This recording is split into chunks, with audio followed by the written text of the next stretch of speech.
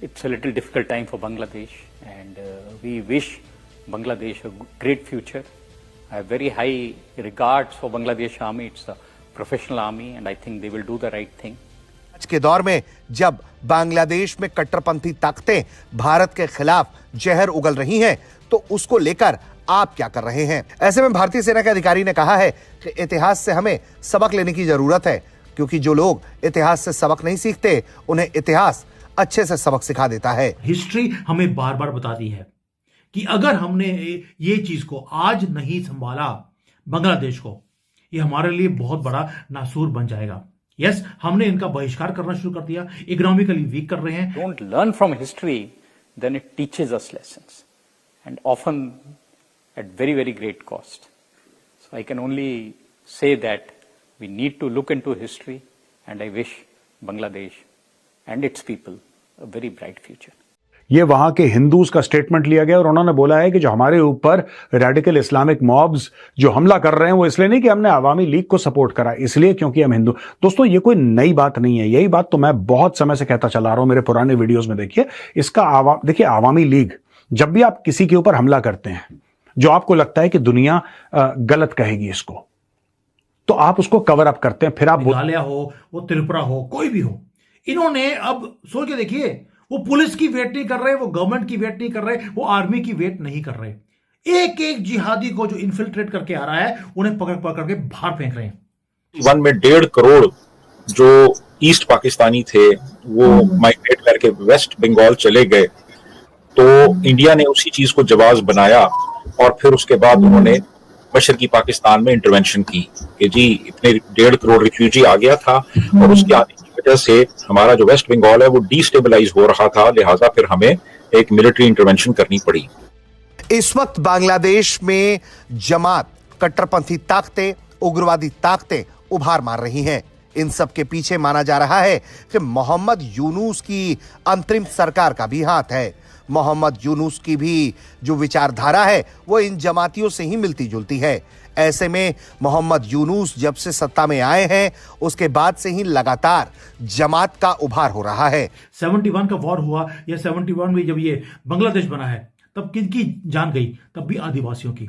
जो आदिवासी बांग्लादेश में रह गए थे, सबसे पहले उनको खत्म किया गया। और वहां पे जो कुछ आदिवासी लोग तो वहां से भागकर, जैसे जोगिंदरनाथ मंडल जैसे लोग हैं, वो वहां से भागकर आए, क्योंकि उनको लगता था पहले कि यह बांग्लादेश अलग हो गया है, ये पाकिस्तान से इनकी मेंटालिटी डिफरेंट होगी।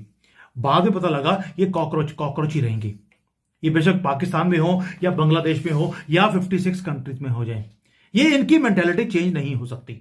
उनको वापस, इन आदिवासियों को बांग्लादेश को छोड़कर बड़ी मुश्किल से अपनी जान बचाकर ये भारत में आए।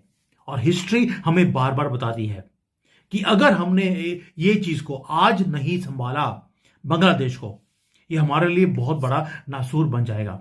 यस, हमने इनका बहिष्कार करना शुरू कर दिया, इकोनॉमिकली वीक कर रहे हैं, लेकिन आदिवासी बोलते हैं सॉरी, अब हम बकरियां नहीं बनना चाहते कि आपने हमें छोड़ दिया जंगलों में, ये आएंगे और हमारा गले काटेंगे। मेघालय हो, वो त्रिपुरा हो, कोई भी हो, इन्होंने अब सोच के देखिए, वो पुलिस की वेट नहीं कर रहे, वो गवर्नमेंट की वेट नहीं कर रहे, वो आर्मी की वेट नहीं कर रहे। एक एक जिहादी को जो इन्फिल्ट्रेट करके आ रहा है, उन्हें पकड़ पकड़ के बाहर फेंक रहे हैं और तीर कमान जो यूज कर रहे हैं। अगर उन्होंने, सामने वाले ने चाकू निकाला, तो ये तीर कमान से दूर से पहले ही उसको वार कर देते हैं। मैं पहले बोला है, मैं तो बोल रहा था कि इनकी किडनियां निकाल लीजिए जैसे चाइना निकालता है, और लोगों ने बोला भी कि सर चाइना का फॉर्मूला बड़ा बेस्ट है। चलो, इजराइल का थोड़ा सा एक्सट्रीम है, वो तो 72 हॉर्स के पास इनको भेज देते हैं। चाइना किडनियां निकालता है कि एटलीस्ट मरने से पहले कुछ तो फायदा दे के जाओ हमारी कंट्री को।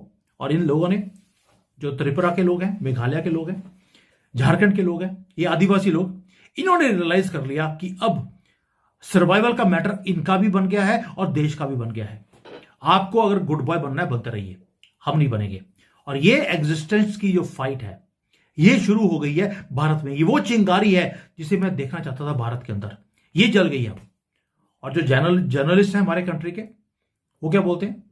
वो बोलते हैं जी जो मुसलमान हैं ये तो प्रताड़ित हो रहे हैं, अगर ऐसे ही होता रहा तो बांग्लादेश की प्रॉब्लम और बढ़ जाएगी।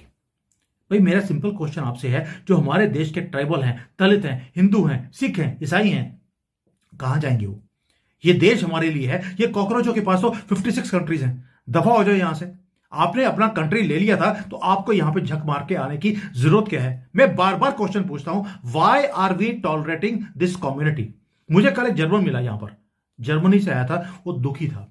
वो कहता हमने इनको पनाह दी कि बेचारे रोते रोते आए थे हमारे पास, हमने इनको जगह दी, आज हमें बाहर फेंकने की ये बातें बोलते हैं। जबकि जर्मनी के अंदर मुसलमान पॉपुलेशन 10 से लेकर 12% है। वो 12% पे उनका जीना हराम किया पड़ा है, और हमारे यहां तो ये 25-30% हो गए हैं। आपको लगता है कि आगे जाकर ये हमें जीने देंगे? हमारे देश में ये बोलेंगे बाहर निकल जाइए। इनका हर जगह पे टेक ओवर करने का प्लान है, और पॉलिटिकल जो बट्रेयल है हमारे देश का, वो मुझे बताने की जरूरत नहीं है। वेस्ट बंगाल में क्या कुछ हो रहा है दलितों के साथ, ममता बानो, वो उसके पास कोई भी चीज लेके जाइए, कोई भी चीज मुसलमानों के को सीधा करने के लिए, वो पेपर्स को फाड़ कर फेंक देती है बाहर। शी डिमांड्स कि जो इलीगल इन्फिल्ट्रेशन है उसको रोकने के ऊपर आप कोई भी कार्रवाई नहीं करेंगे। ये वहां के हिंदूज का स्टेटमेंट लिया गया और उन्होंने बोला है कि जो हमारे ऊपर रेडिकल इस्लामिक मॉब्स जो हमला कर रहे हैं वो इसलिए नहीं कि हमने आवामी लीग को सपोर्ट करा, इसलिए क्योंकि हम हिंदू। दोस्तों ये कोई नई बात नहीं है, यही बात तो मैं बहुत समय से कहता चला रहा हूं, मेरे पुराने वीडियोस में देखिए इसका देखिए आवामी लीग, जब भी आप किसी के ऊपर हमला करते हैं जो आपको लगता है कि दुनिया गलत कहेगी इसको, तो आप उसको कवर अप करते हैं, फिर आप बोलते हैं कि नहीं इसका हिंदू मुसलमान से कोई लेना देना नहीं है, हम तो इसलिए हमला कर रहे हैं क्योंकि आवामी लीग के सपोर्टर थे हिंदू। जैसे कि इन्होंने वोटर रोल में चेक करा होगा, जैसे इनको पता होगा ये तूने वोट दिया है तो तूने आवामी लीग को वोट दिया था, ये किसने चेक करा? ये मॉब ने चेक करा। You understand? ये इस तरीके की, जैसे अमृत मोंडाल के लिए क्या बोल रहे हैं कि वो टेररिस्ट था, अब आपने उसको टेररिस्ट पेंट कर दिया।